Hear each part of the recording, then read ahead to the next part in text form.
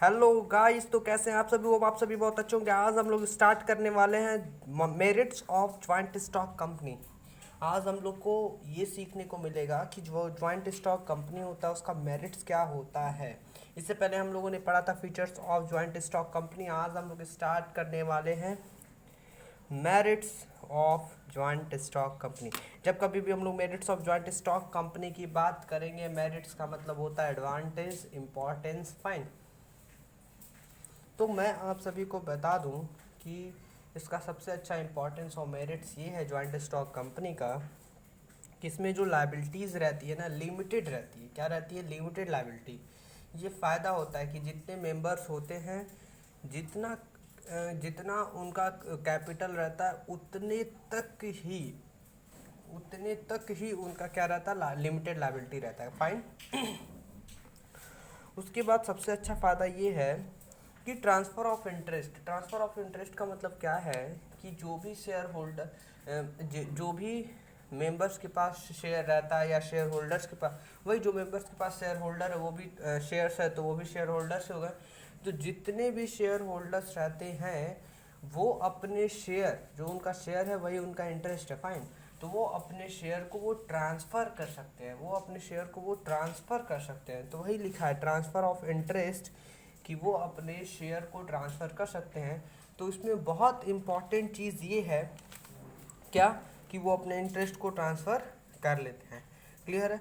अगर इसमें बात किया जाए कि इसमें और क्या हम लोग लिख सकते हैं ट्रांसफ़र ऑफ इंटरेस्ट में, तो ये बहुत आसान है कि आप इसमें अच्छे से बनाकर लिख सकते हैं। क्या है, मैं आपको एकदम 1 मिनट के अंदर बता रहा हूँ।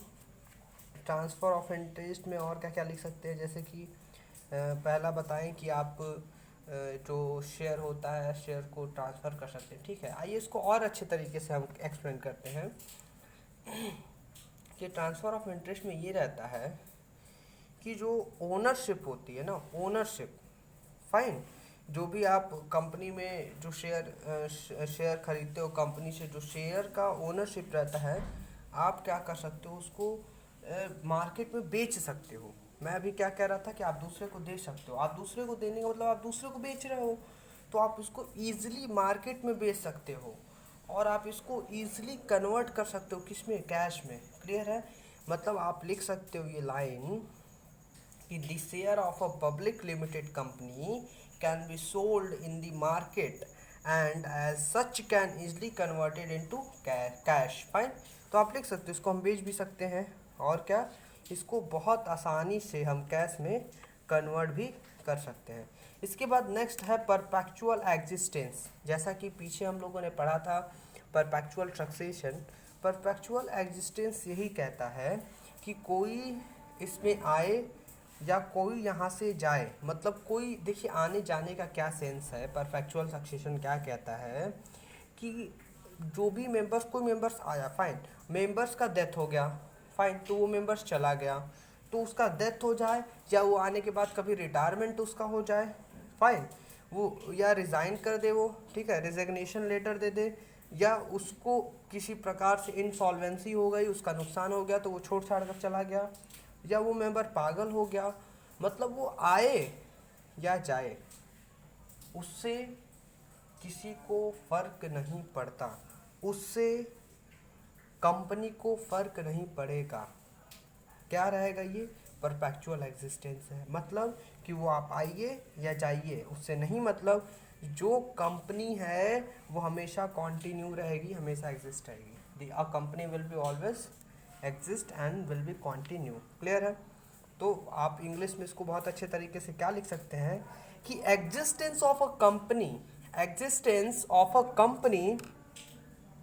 Is not affected by the death. आप लिख लीजिए, अगर इस आप चाहते हैं इसके अंदर लिखना तो सिंपल सा चीज़ है, existence of a company is not affected by the death, retirement, resignation, insolvency और insanity of its member as it has a separate entity from its member, fine. जो भी मैंने हिंदी में बताया था वो इंग्लिश में आपको समझा रहा हूँ। A company will continue to exist, this is important line, a company will continue to exist even if all the members die, सब मर जाए पर कंपनी चलती रहेगी।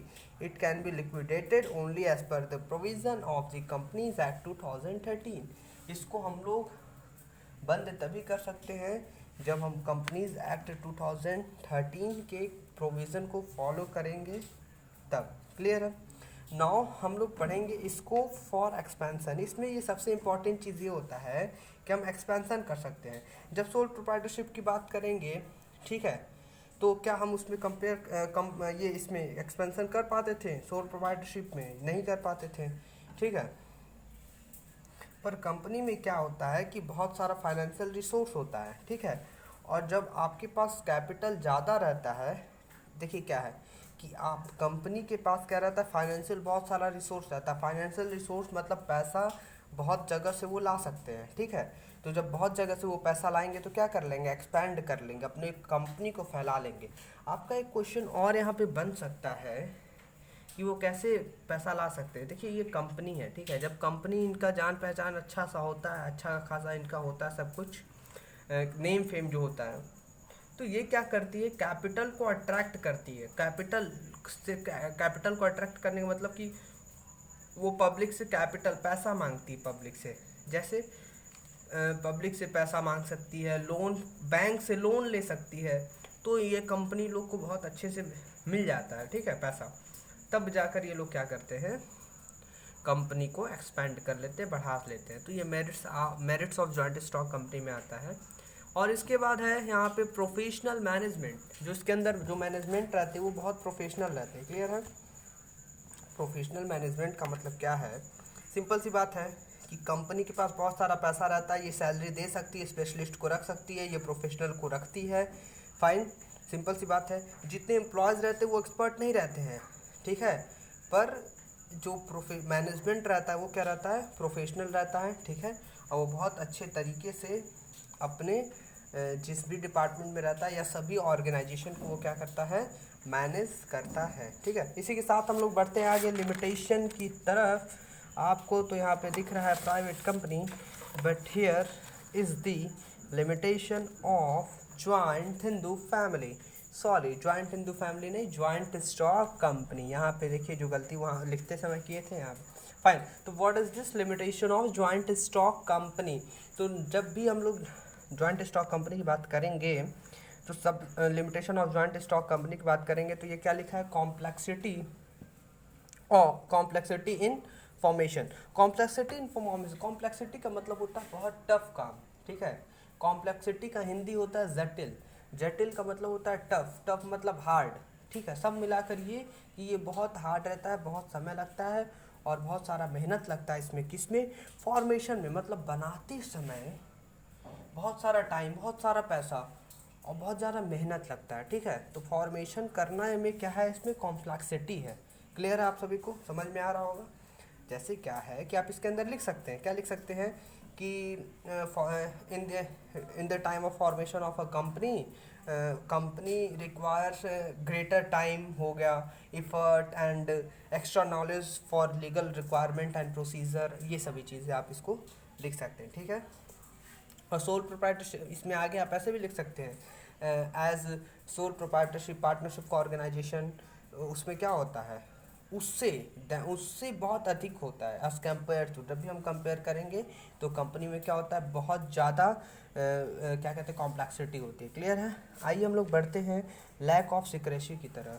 देखिए सिक्रेसी को जो सिक्रेसी लिखा हुआ, सिक्रेसी का मतलब होता है सीक्रेट। जो कंपनी के बहुत सारे सीक्रेट रहते हैं, लैक का मतलब होता है कमी। ये सीक्रेट जो होता है बहुत कम ही होता है इसमें। मतलब क्या होता है, ये सीक्रेट जो रहता है बाहर पता चल जाता है। जैसे बहुत सारे मेंबर्स रहते हैं, ठीक है, वो अपना बाहर जाएंगे, ठीक है, और क्या करेंगे, टाइम टू टाइम वो बाहर जाके अपना किसी न किसी को बता दिया करेंगे। तो ये सब चीज़ें होता है, ठीक है। अब जैसे क्या, ये सब जितना इन्फॉर्मेशन रहता है पब्लिक तक, पब्लिक आराम से पता कर लेती, पता चल जाता है, ठीक है। मतलब ये जो कंपनी है बहुत चाहती, कोशिश करती कि मेंटेन करके रखे, पर मेंटेन नहीं हो पाता है। फिर इसके बाद आइए हम लोग पढ़ते हैं इम्पर्सनल वर्क इन्वायरमेंट। देखिए जब कभी भी हम लोग इम्पर्सनल वर्क इन्वायरमेंट की बात करेंगे तो उसमें क्या होता है कि सेपरेशन ऑफ ओनरशिप एंड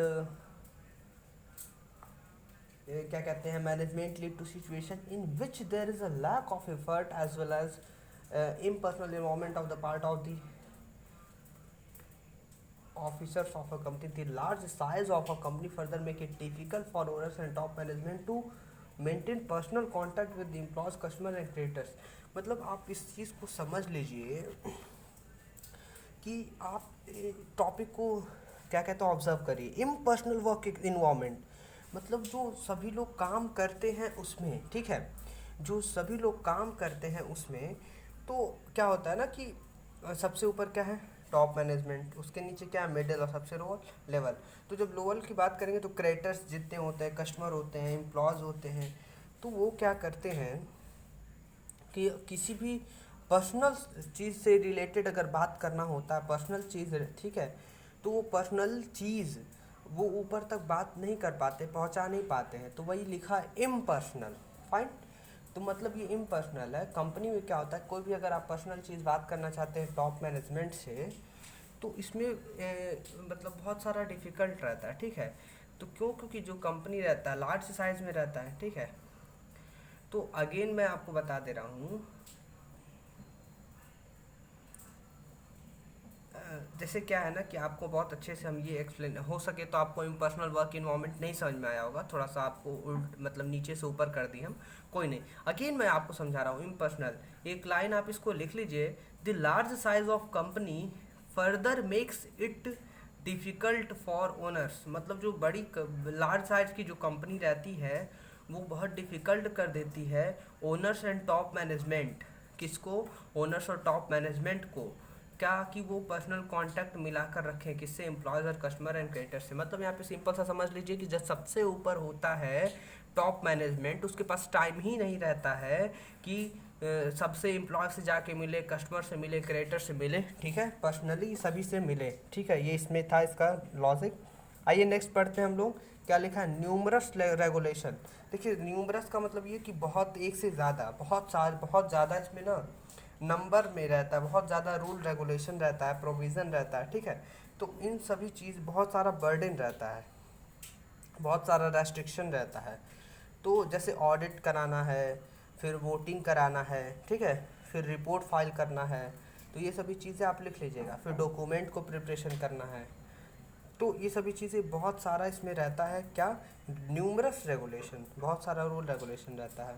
तो ये हमारे लिए लिमिटेशन हो गया, ठीक है, जॉइंट स्टॉक कंपनी का। नेक्स्ट आते हैं हम लोग delay in decision making. Simple सा समझ में आ रहा है क्या, कि कोई भी डिसीज़न लेने में बहुत ज़्यादा डिले होता है, मतलब लेट होता है। ये लेट कैसे होता है, जैसे क्या है ना कि जो बोर्ड ऑफ डायरेक्टर रहते हैं वो किसको फॉलो करते हैं, टॉप मैनेजमेंट, मिडिल मैनेजमेंट और लोअर लेवल मैनेजमेंट, ठीक है। तो जो इसमें कम्युनिकेशन रहता है, ठीक है, तो वो कम्युनिकेशन होने में बहुत डिले हो जाता है। फाइन, कम्युनिकेशन होने में क्या होता है, वो बहुत सारा डिले हो जाता है, तो इसीलिए क्या है, delay in decision making. Fine, और इसमें क्या लिखा, ऑलिगारिक मैनेजमेंट। मैं आपको इसमें एक्सप्लेन नहीं करना चाह रहा हूँ, मैं चाह रहा हूँ कि आपका ये होमवर्क हो जाए, ठीक है। थोड़ा सा आपको होमवर्क देना बहुत ज़रूरी है, क्योंकि आप सर्च करेंगे, ये सभी चीज़ें जानने की कोशिश करेंगे। ये लिखा है कॉन्फ्लिक्ट इन इंटरेस्ट, मतलब जब कभी भी अलग अलग किसी का इंटरेस्ट होता है तो झगड़ा होने की संभावना रहती है, ठीक है। जैसे एग्जांपल, अब किसी को हायर सैलरी चाहिए, क्या हुआ, किसी को अगर हायर सैलरी चाहिए, ठीक है, अब उस हायर सैलरी पे वो नहीं देना चाह रहा है, तो वहाँ पे प्रॉब्लम है। मतलब सब मिलाकर ये कि जब कभी भी इंटरेस्ट अलग अलग रहेगा तो उसी पे झगड़ा हो जाता है, ठीक है, कॉन्फ्लिक्ट इन इंटरेस्ट, ठीक है। आइए इसी के साथ हम लोग इस लेक्चर को ख़त्म करते हैं, और जाते जाते आपसे मैं पूछना चाहता हूँ, what is private company and what is public company.